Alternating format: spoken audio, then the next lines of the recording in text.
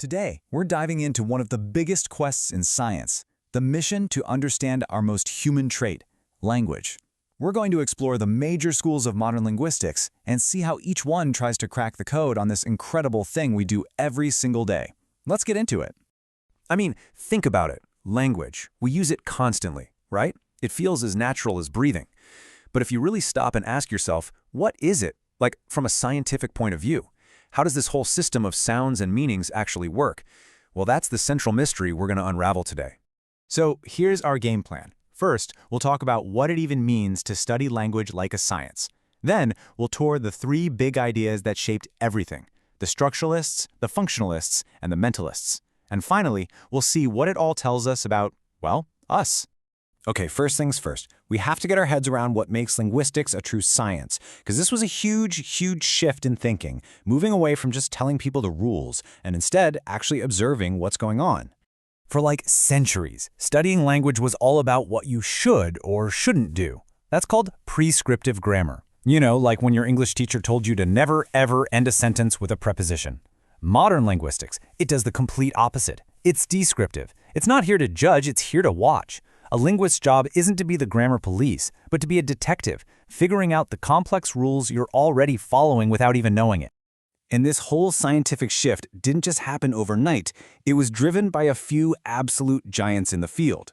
You've got Ferdinand de Saussure, who, around 1916, kind of laid the foundation for studying language as a self-contained system. Then, boom, 1957, Noam Chomsky comes along and starts a revolution by looking inside the human mind. And a bit later in the 70s, folks like M.A.K. Halliday started asking a different question. What is language even for? These are the architects of the ideas we're about to explore. Which brings us to our first major school of thought, the structuralists. This is the house that Saussure and others, like Leonard Bloomfield, built. The structuralists had a really clear mission. Let's make linguistics a hard science. And how do you do that? Well, you treat language like it's a physical object you can put on a lab table. Their goal was to dissect it, kind of like a frog in biology class, identify every single part, and then draw up a complete blueprint of how the entire system fits together. So if you're going to take language apart, you need to find its smallest building block, right? For the structuralists, that was the phoneme. Now, a phoneme isn't just any old sound. It's the absolute smallest unit of sound that can actually change what a word means. It's not the physical noise itself, but the idea of that sound that we all share in our heads.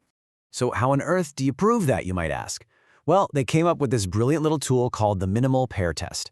It's super simple. Take the words sip and zip. The only, and I mean only difference is that first sound.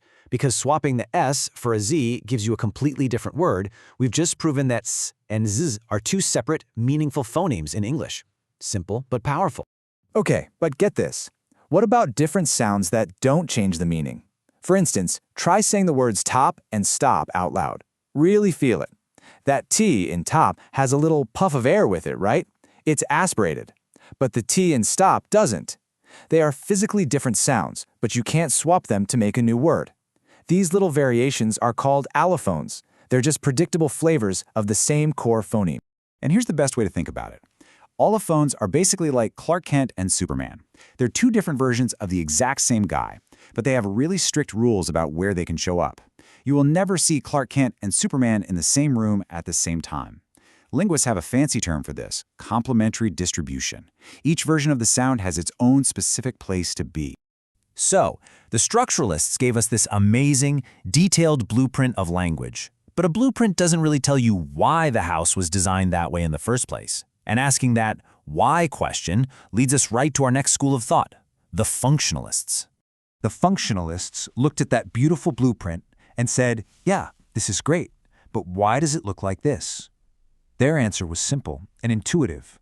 Language is a tool. It's a toolbox for social interaction. We use it to get stuff done, ask for help, tell stories, build friendships. They argue that the grammar of a language, its very structure, has been shaped by millions of years of us just trying to communicate effectively. Form follows function. The reason it's built the way it is because that's what works best for the job it needs to do. And that brings us to the biggest earthquake in modern linguistics, the mentalist revolution. And it was pretty much championed by one man who turned the entire field on its head, Noam Chomsky. Chomsky just completely changed the game with this one powerful idea. He said, look, if you really want to get what language is all about, you can't just study it like it's some object out there in the world or just a social tool. You have to look inward. Because, at its core, language is a window into the human mind. You see, for the mentalists, that blueprint the structuralists were mapping isn't out in the world, it's inside our heads. They propose this incredible idea that human beings are literally born with a special capacity for language, a kind of universal grammar that's hardwired into our brains. So the real mission of linguistics, they said, is to figure out this hidden, innate knowledge that every single one of us has. Now, to even begin to study this hidden mental system, Chomsky drew a super important line in the sand. He made a distinction between competence and performance. Your competence is your perfect, subconscious knowledge of the rules of your language. It's the flawless grammar program running in your brain. Your performance, on the other hand, is what actually comes out of your mouth, with all the ums and ahs and slips of the tongue and moments you forget a word, just because you're tired or distracted. This analogy just nails it.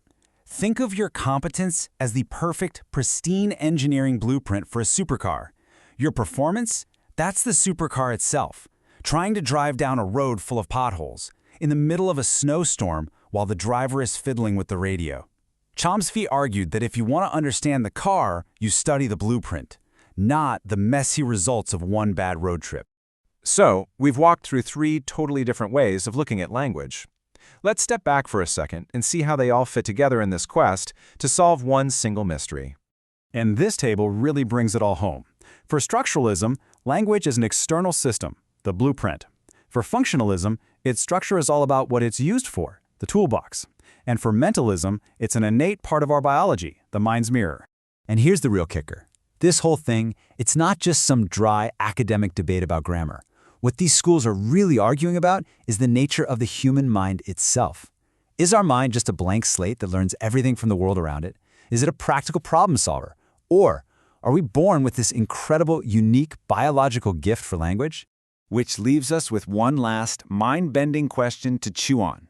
If the mentalists are right, if language really is a blueprint hardwired into our minds, what other secrets about who we are, how we think, and how we evolved are just sitting there, waiting to be discovered, inside the sentences we speak every single day?